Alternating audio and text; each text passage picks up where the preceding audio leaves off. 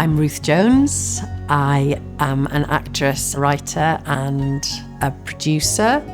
Porthcawl was a wonderful place to grow up. I had a lovely childhood and there was always a lot of playing going on, and I always think acting is playing, writing is playing. It's all to do with using your imagination and creativity.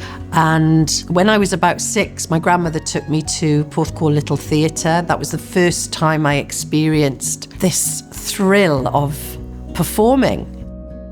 But I never really thought of myself as becoming a professional actress. I knew that I enjoyed it, but I genuinely didn't have the confidence to think I could do it professionally. And then it is a case of you get seen in something and then somebody recommends you for something else, and it's just these little building blocks. And it kind of went from there, really. I got a part in a series called Fat Friends, which was where I met James Corden. That's where we got the idea for Gavin and Stacey. I knew how plays worked, I knew what it was to be on stage, but TV was a completely different ballgame. We didn't really know anything about television production, so in terms of making that leap into producing, and it was a case of watching how other people did it. We just picked things up as we went along.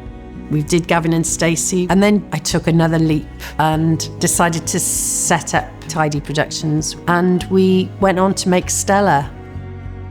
You know, there's that saying, isn't there, about write what you know. And so obviously I was brought up in Wales. Wales as a nation, we are inherently passionate. We've got great sense of humour.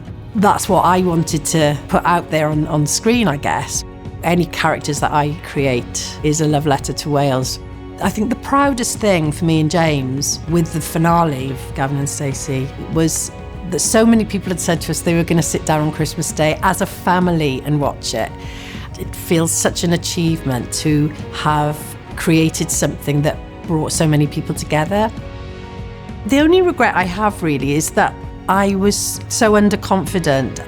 I say to younger people now, when I meet them and they're just starting out, everybody's scared. Everybody's scared, but some people are better at hiding it than others. What have you got to lose by going for it?